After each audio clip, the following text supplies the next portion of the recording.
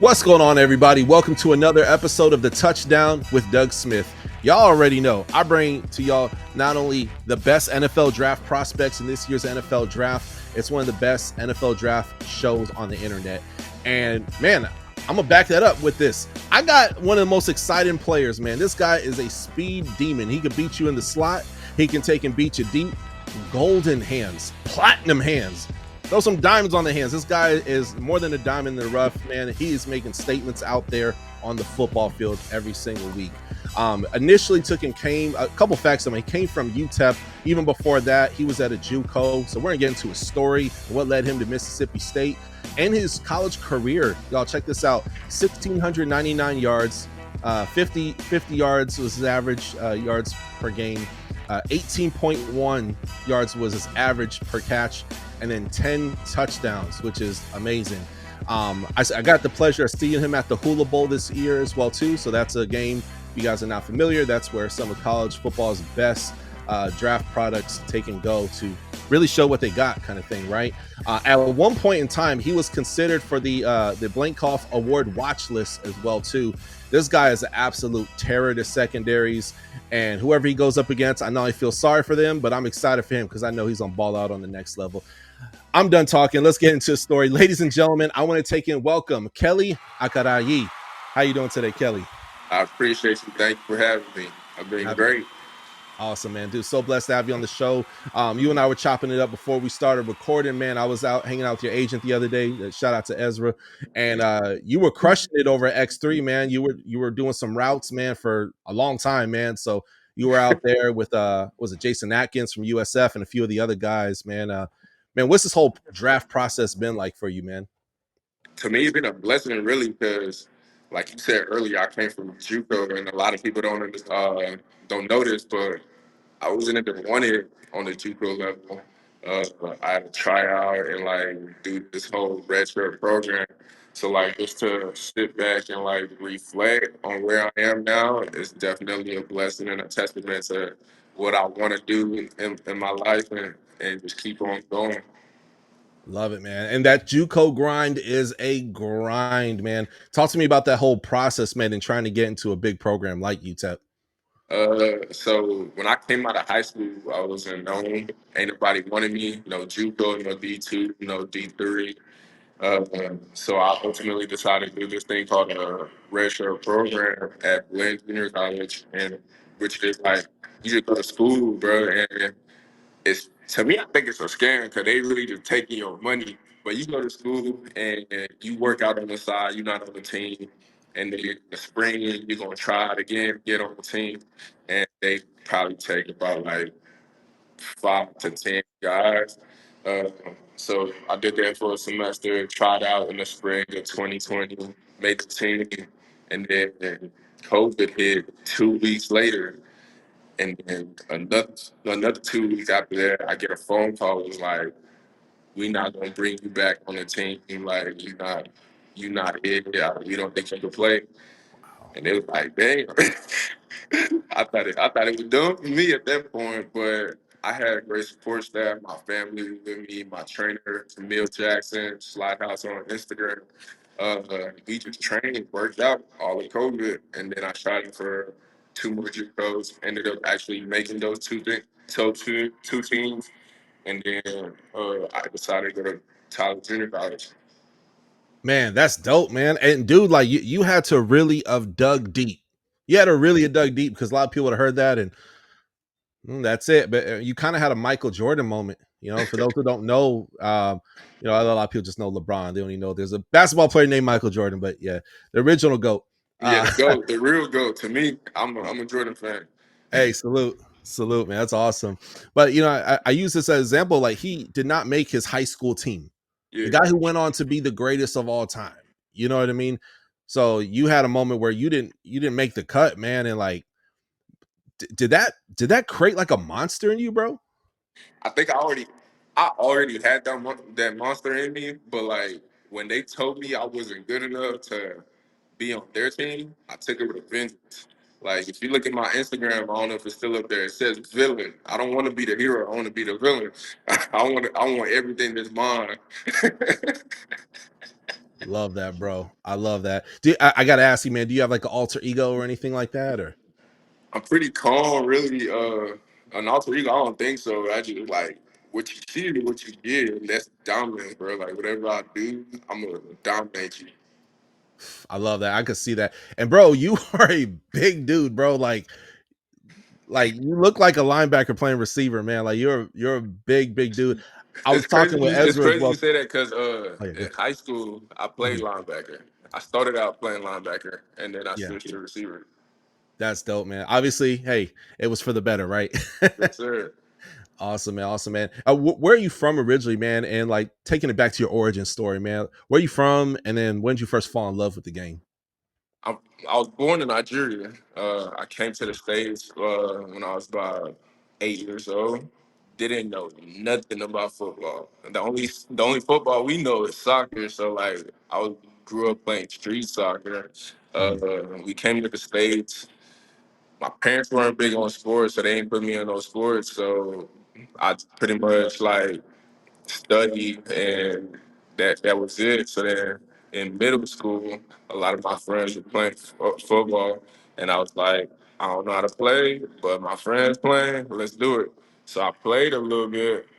I wasn't much of a fan of it. I like basketball more, so I kind of try to hone my craft on the basketball court, ran track, got to high school, played linebacker, played a little bit of receiver, still wasn't a big fan of football. I ended up transferring to another school in my district, played linebacker there for majority of my high school career, and I almost quit football my junior year because I didn't like it and I was playing linebacker. I was like, I went to my head coach. I was like, I don't want to play this. I don't like it.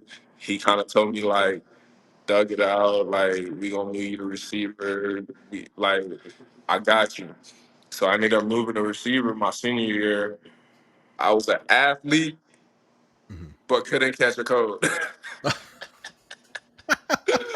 Like it was bad, bro. Like I You had look good running the route, at least. At least you look good. yeah, like the physical aspects were there. I was fast, I was strong, like everything that you would want from a receiver. But like my skills weren't there, obviously, because I didn't really like pursue that at first. And Mhm. then something just clicked in me after my senior year of high school. I was like, this is what I want to do for the rest of my life, and I don't care how it's gonna take to like get there. I'm gonna make it happen. So then I linked up with my trainer, and ever since then, we've just been working, honing my crafts, teaching me how to catch, how to get out of cuts, how to block, everything. So that's really where like it all came from me. Like my senior year of high school, I was like, I want to do this. Man, that's amazing, bro. That's amazing. Thank you for sharing that story. You say your family's from Nigeria, man. I know from a lot of my West African brothers and sisters, they come here. The parents are like, "Hey, you need to be like a brain surgeon, a doctor." Was that your family, or how were they? How receptive were they to the sport of football? Yes and no. My parents, they were definitely big on school. Like Okay. instead of like Pee Wee, we were doing like extra math and extra reading and stuff and things like that. But my parents were supportive. Like they wanted me to go to school and like actually study something like engineering or to Okay. be a doctor, but they weren't gonna force that on me. So I was open to like choose what I want to do. Mhm. But ultimately, I did end up deciding to be a civil engineer. So I studied Okay. civil engineering at UTEP, but Nice. I didn't get my degree because I hit the transfer portal my last year before I was going to graduate, and I went to Mississippi State. But just all having all that, like my parents, they supported me regardless of what I wanted to do. But they once they saw like the doors football can open for me, Yeah. they were like, okay, come on, let's go. Yeah. Yeah. We're all in. We're all in. Yeah. That's dope. That's dope. I always like to ask, like Nigeria. I'm just now learning this about like Igbo and Yoruba. What part of Nigeria? I'm Ishan. Isha. Okay, Yeah, nice. yeah, yeah. So like Very a lot cool. of people, they definitely know the Igbo part and all that, but when I tell them Ishan, they haven't really heard about it. But yeah, I'm Ishan, so it kind of differentiates from like the other cultures and things like that. That's cool, man. That's really really neat. That's awesome. Man, growing up, man, was there a player that you wanted to model your game after? This I like AB, but on the field AB, On not the off field. Okay, okay. not off the field. Not Dubai I tell that blonde to scouts mustache, and then AB. scout I tell that to scouts and then scouts be like, AB? I'm like, yeah, but on the field, like his playmaking, like he just a dog and he gonna get the job done on the field. Mhm. I love that, man. I love that. You're currently training at X3 in Lake Nona, Florida, man. That place is gladiator school, man. And you were, like I said, I saw you in person, man. I've seen 2 times in person, Hula Bowl doing your thing, and then also at X3, man. Talk to me and talk to the people about some of the work that you're putting in to really take your game to the next level, the NFL level. Well, it all start with right now we're focusing on the combine and the pro day. You know, trying to make sure my body's healthy and everything as far as like I hear this quote: "You only got one body, so if you're not taking care of it, as far as like nutrition, recovery, and that standpoint, you gonna Yeah. wear your body down, and you're not gonna last long, despite if you have God gift talent." So definitely X3 give me the resources to take care of my body and making sure I'm healthy, and then the the nuance of like the 40 and the skills position. I'm working with one of the best with LB and TJ. They Mhm. give me all the tools as far as work where I need to be at on a certain route or where my foot placement needs to be on my 40 stance or my L drill. Yeah. That's pretty dope, man. And that was gonna bring me to my next question, man. The 40 time. If you had to guess, man, what do you think your 40 time would take and be, and maybe even your vert as well? My vert should be 40. Like that's what Okay. I'm if I below 40, I'm gonna be mad at myself. And then my Yeah. 40 time, I'm shooting for like 4 fours. Okay. Okay. Nice. Well, one of my favorite things about your game and watching just a lot of the tape, bro. Um, very acrobatic, man. Like you could like contort your body. There was one play that you had last year versus Mississippi State. It was on your Instagram page where the ball, like I think you turned this way, you went this way, and you were able to like turn your body and make the catch, bro. That's Yeah, I that's rare. think you're talking about the one versus Ole Miss. Yeah, that's what it was. Yep. Funny thing is he was throwing the ball out of bounds. So That's I'm dope. running, I'm running a vert, and he kind of threw it out and like behind me a little bit. So I'm having to like track the ball, but looking straight up. And in order for me not to lose sight of the ball, I kind of contort my body in a sense, and then just having laid hands and the ball stuck. Lay hands and bless the ball, man. That's what you did, man. That's cool. If I was that DB, I'd be pissed as hell. I'd be I think he was mad because he started saying something after that. But doing a little chirping. yeah, That's cool, man. Um, one of my favorite questions when I do these interviews, man. Do you got a favorite offensive scheme that you feel that makes your skills pop out the most? the thing I like about myself is that I could just fit in anywhere because I came from two different offensive schemes. Like at UTEP, we were pro style, run first, play action pass, Mhm. and then at state we were more RPO, uh, try to throw the ball down the field. And as you can tell, I could get in the slot and having to read up defense and sit down in the right spot or just straight line up one on one, go in. So I like whatever offense give me the ball, I'm there. Man, that's dope, man. How would you describe yourself? Obviously, hey, you got the style on the field is AB. I gotta throw that in there. Now we know it's a problem. You come to work with a blonde mustache, but no, I'm kidding. But So you good. when it comes to AB, I mean, dude, I was telling my buddy this. We have these podcast style conversations over the phone and they last like 3 hours long, man. And like, dang, man, we should have recorded this. But we were Yeah. talking about AB the other night, and I'm like, you compare him in his prime compared to like Jerry Rice and T.O., he's there. You know what I mean? How would you describe yourself to somebody who's not familiar with your work? who's like, okay, who's this guy with this cool last name who comes out of Mississippi State? How would you describe yourself as a wide receiver? A playmaker. Uh, if you just look at my numbers, like a lot of my numbers come from like big chunk plays. Like Yeah. I'm a stretch the field when needed. Wherever you need me to be at, I'm a be there. I'm a dominate anybody. So that's me in a sense. Like I'm gonna make the play that needs to be made. Love that. Love that. Um, and I love asking this question, man. 2 minute drill. Coach and the quarterback say, hey, we need you to win the game. The other receivers are not holding up the end of the bargain. You know that you are going to get the ball. If you had to choose maybe like 2 to 4 plays, man, that you like a lot, they're going to put your team in position to win. What would those plays be? What are some of your favorite routes? I got a funny story. Yeah. At UTEP, we always ran 2 minute drill. I mean, every school runs 2 minute drill, but Yeah. at UTEP, the whole line they'll come to me before the 2 minute drill start, be like, "Kelly, just run this vert, score on the first play, and let's get off the field." That's awesome. So I'm always like, I'm running birds all the time at UTEP. Like, we got this play at UTEP called, we called it Dopper, which was like a double post.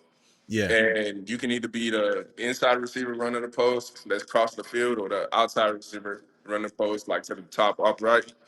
I like that play a lot because it gives you like an option if that safety drives and takes that slot receiver, Uh-huh. you want the corner for a big post. If that safety matches you, you got Yeah. the slot receiver going behind the backers and the other defensive player. He's for another big chunk play. That's one play that I like. Another play that I like, if we're thinking more reserve, we Mhm. got this play called Stitch. It's pretty much it's self-explanatory. Get the first Yeah. down. So everybody run 10, 12 yard curl. And if you're a playmaker, tight turn, get upfield, and make some people miss.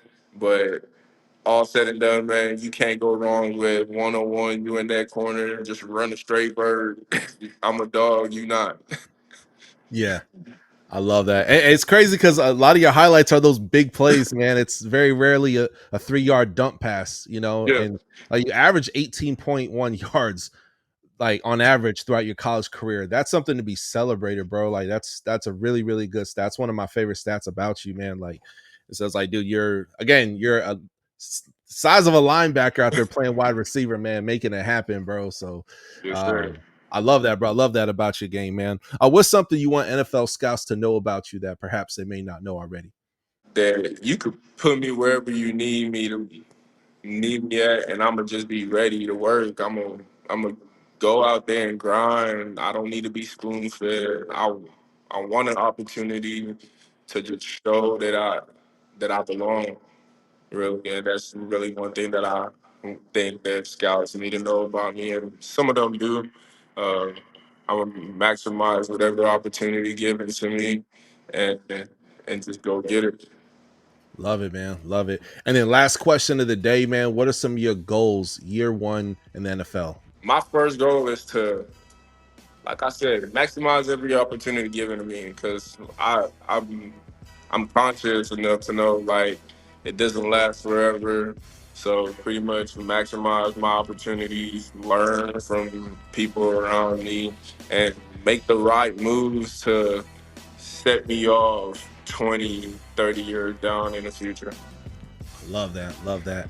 Well, Kelly, man, I appreciate you so much for taking and coming on this show, man. Whether you land on my favorite team or another team, bro, you got a fan of me for life, dude. I think your story is really inspiring too, man. What's dope about you is like, yo, it didn't start off with you getting the red carpet. No, Yeah, no, you had to take and create your own red carpet, man. And you started off getting rejected, then got into JUCO over in Tyler, then balled out at UTEP, and then go over to an SEC school. It don't get no tougher than that, man. Like you made the most of every single opportunity, man. So I know once that team does select you, they're not only gonna love you, bro, dude, you'll be making a name for yourself for a very long time, man. So thank you so much for coming on the show today, man. thank you for having me. I really appreciate it. Anytime, bro. And ladies and gentlemen, those who are watching this, comment below which team you'd like to take and see him on. I see 32 teams that could benefit from him, in my opinion. I mean, when you could go that deep and you average 18.1 yards per cap, that is insane. But also as well, comment below, let us know how this interview made you feel. If you want to follow him, I'll have all the descriptions to social media stuff in the description of this video. And I'll see y'all next time on the Touchdown. Thank you for watching another episode of the Touchdown with Doug Smith, where we have exclusive NFL content and exclusive NFL interviews. Be sure to hit that like and that subscribe button. Follow us on social media. See you on the next one.